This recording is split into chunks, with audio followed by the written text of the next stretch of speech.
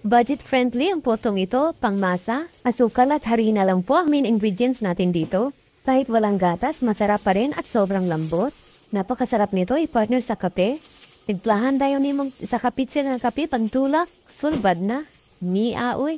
Kung gusto niyo malaman kung paano gawin ito, tara, umpisahan na natin. Maganda lang po ng 260 ml ng tubig, half cup ng brown sugar, at i-mix-mix lang po natin. At lagyan rin natin ng 1/4 cup ng white sugar.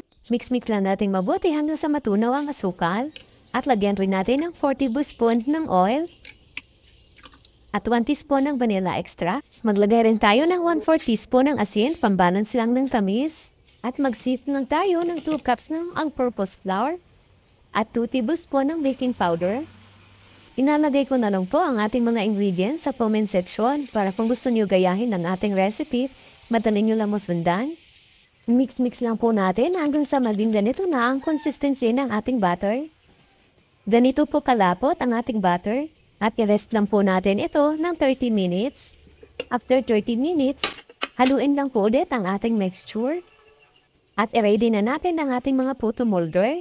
Hindi na po kailangan na maglagay ng oil dito sa ating puto molder. Kung gusto niyo lagyan ng cheese, pwede rin po, mas masarap po yun.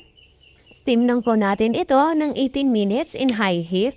Kung gusto niyo ngiti-ngiti talaga. At ayan na po, may nasarap na tayong steamed sugar puto. Kahit walang gatas, butter or margarine, sobrang sarap pa rin at ang lambot. Ngiti-ngiti talaga ang ating sugar puto.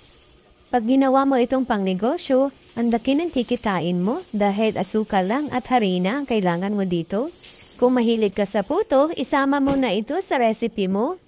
Mahilig din po kasi ako sa puto, pang merienda, lalo na pag may kape. Kaya subukan niyo na rin po itong ating steamed sugar puto. Maraming salamat hanggang sa susunod po.